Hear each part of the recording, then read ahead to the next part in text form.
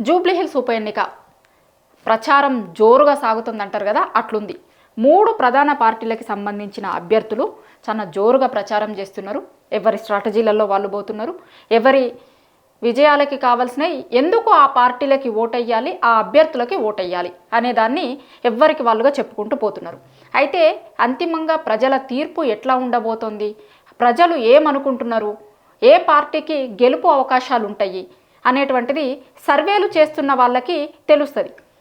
సర్వేలు చేస్తున్నటువంటి వాళ్ళు చాలా ఇష్యూస్ని బేస్ చేసుకొని రకరకాలుగా వాళ్ళ దగ్గర నుంచి రాబట్టేటువంటి ప్రయత్నం చేస్తారు. కాబట్టి ఆ సర్వేలలో వచ్చేటువంటి రిపోర్ట్స్ ఏ విధంగా ఉంటున్నాయి అనేది కూడా పోటీ చేస్తున్నటువంటి పార్టీలు పరిగణలోకి తీసుకొని దానికి తగ్గట్టుగా అప్పటికప్పుడు వ్యూహాలను చేంజ్ చేసుకుంటూ ఉంటాయి. అయితే నాతో పాటు చాణక్యకి సంబంధించినటువంటి ముఖేష్ గారు ఉన్నారు. వాళ్ళు చేసినటువంటి సర్వే ఈ మధ్య విపరీతంగా సోషల్ మీడియాలో కొంత ఒక ట్రాక్షన్ తెప్పించుకుంది. వాళ్ళు చేసినటువంటి సర్వే ఏ విధంగా చేశారు, ఎన్ని శాంపిల్స్ని తీసుకున్నారు, ఏ ఇష్యూస్ జూబ్లీహిల్స్ ఎన్నికల్లో ప్రభావం చూపించబోతున్నాయి, రకరకాల అంశాల మీద వాళ్ళు సర్వే చేసినాము అని చెప్తున్నారు. ఆ సర్వే రిపోర్ట్ ఇంకొక 1-2 రోజులలో దానికి సంబంధించినటువంటి పూర్తి ఇన్ఫర్మేషన్ని కూడా ఇవ్వబోతున్నారు. అంతకంటే ముందు వాళ్ళు చేసినటువంటి సర్వేలో తీసుకున్నటువంటి ఇష్యూస్ ఏంటి, ఎన్ని శాంపిల్స్ని తీసుకున్నారు, ఏ అంశాల ఆధారంగా సర్వే చేసిరు, ఫైనల్గా వాళ్ళకు వచ్చినటువంటి అవుట్పుట్ ఏంటి. ముఖేష్ గారు ఉన్నారు నాతో పాటు. ముఖేష్ గారు, హలో అండి. హలో.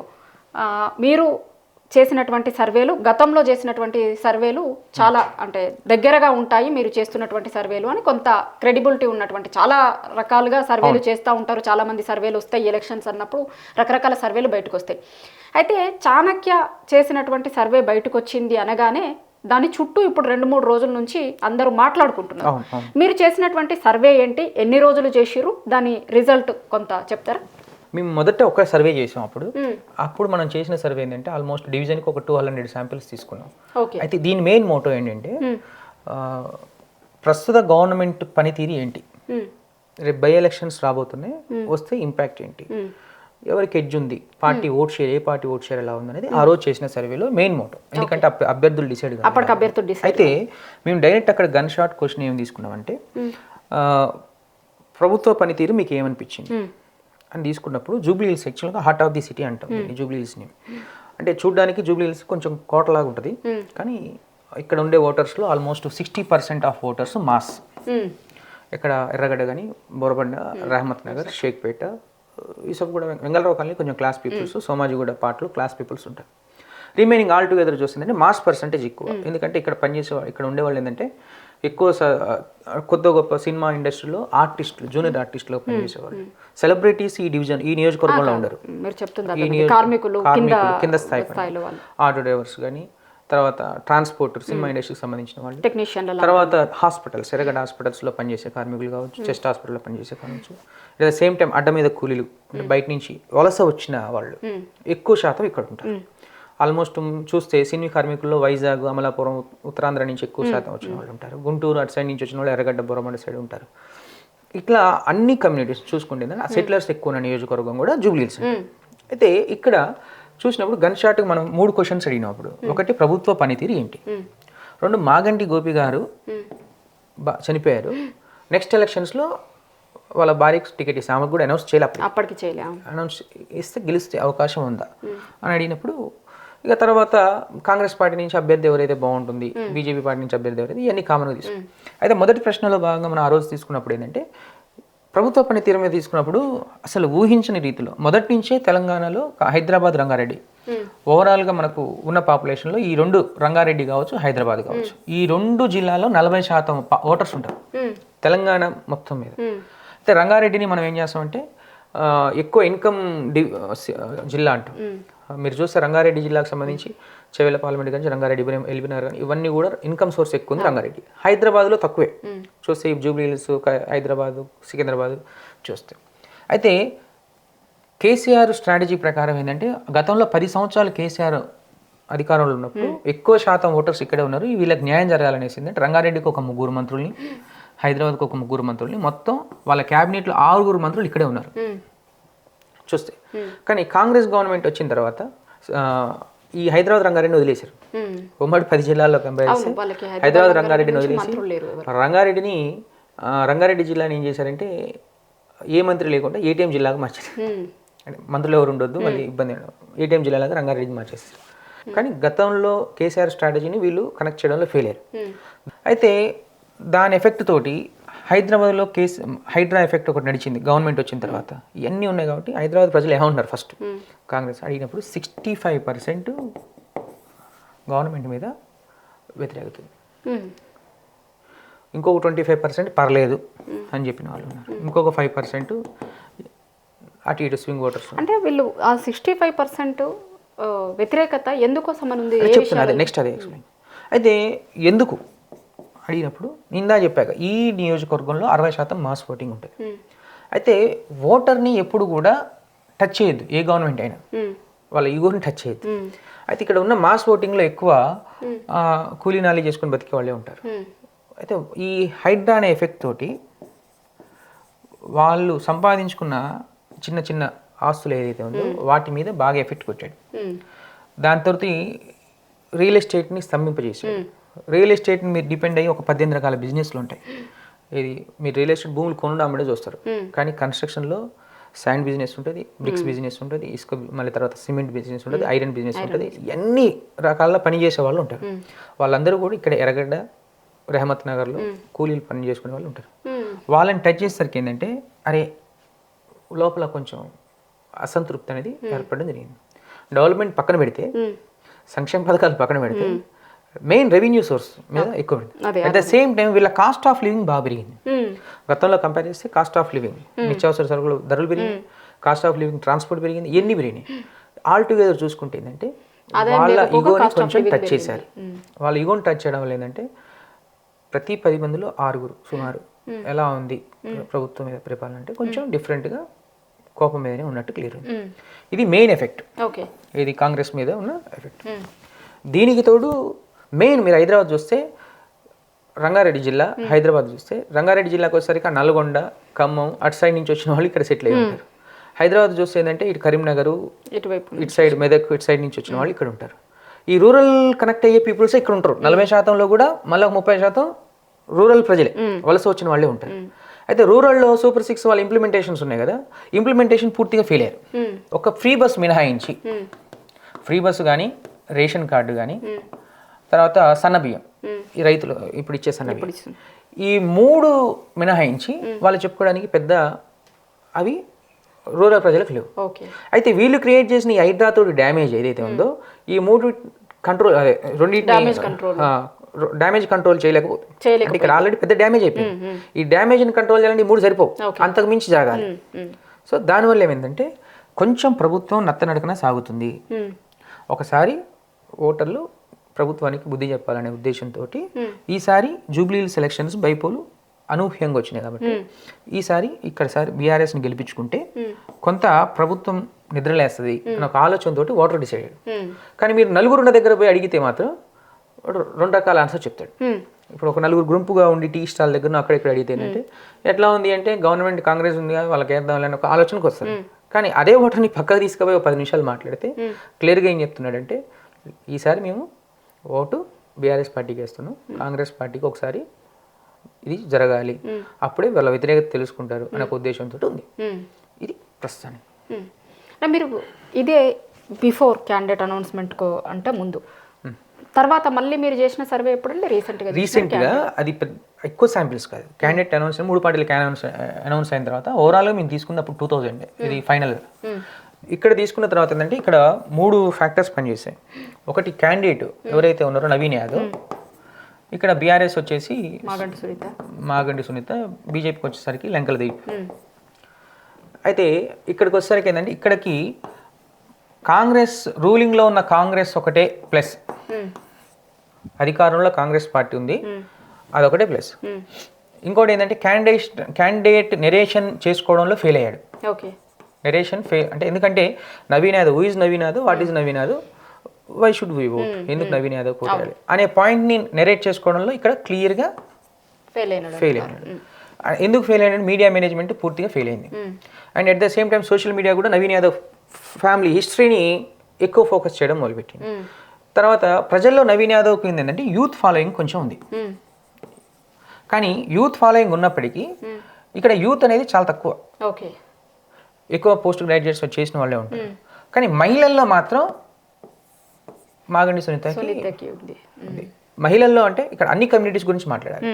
మైనార్టీ మహిళలు కూడా మేము మామూలుగా ఇది ఎర్రగడ్డలో మైనార్టీస్ కొంచెం ఉంటారు, తర్వాత షేక్పేటలో మైనార్టీస్ని కూడా మనం డిస్కస్ చేస్తున్నప్పుడు ఏంటంటే వాళ్ళు ఎవరైతే కాంగ్రెస్ పార్టీ మైనార్టీస్ ఓట్ని కీలకం చేసుకొని ఎంఐఎం అభ్యర్థిని నిలబెట్టకుండా కొలాబే ఎలక్షన్స్ చేస్తున్నారు, ఆ మైనార్టీ ఓటర్లో ఉన్న మహిళల్లో కూడా మాగంటి సునీతకు ఫేవర్ ఉంది.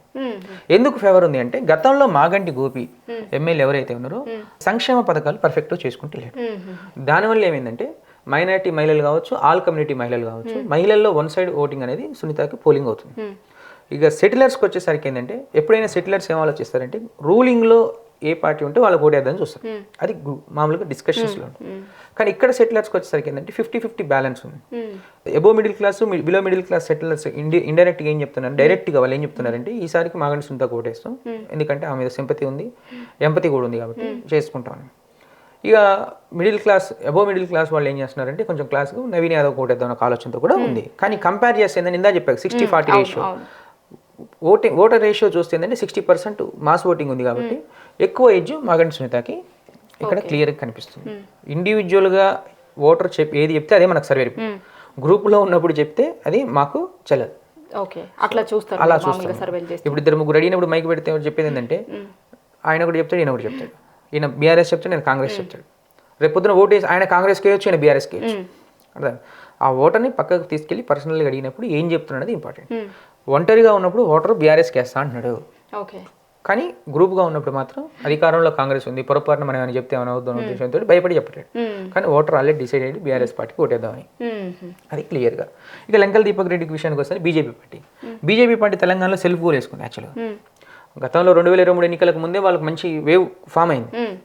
కానీ బీజేపీలో ఉన్న మెయిన్ ప్రముఖ నాయకులు నలుగురి మధ్య కోఆర్డినేషన్ ఎర్రర్ ఏదైతే ఉందో కింద క్యాడర్కి కొంచెం ఎనర్జీని ఇస్తలేదు, సరిపోతలేదు.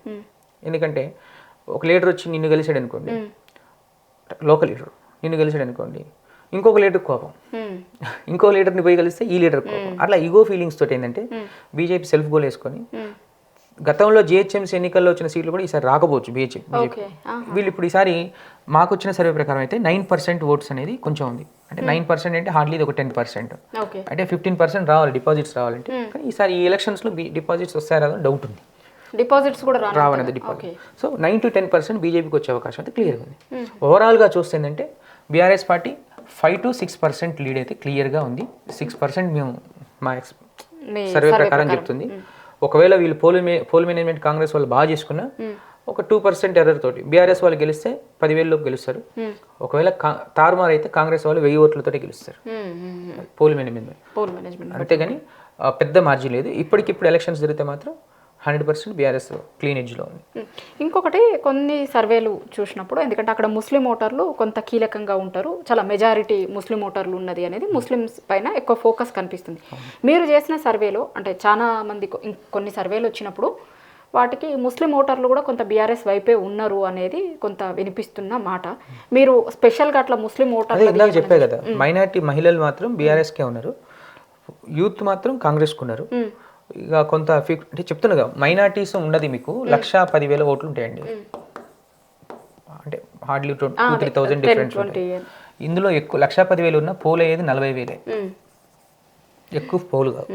ఈ 40,000లో 50-50 బ్యాలెన్స్ ఉంది. బీఆర్ఎస్కి కాంగ్రెస్కి 50-50 బ్యాలెన్స్ ఉంది. ఇక బీసీలు వచ్చేసి 180,000, 60,000 నుంచి 80,000 మధ్యలో ఉంటారు.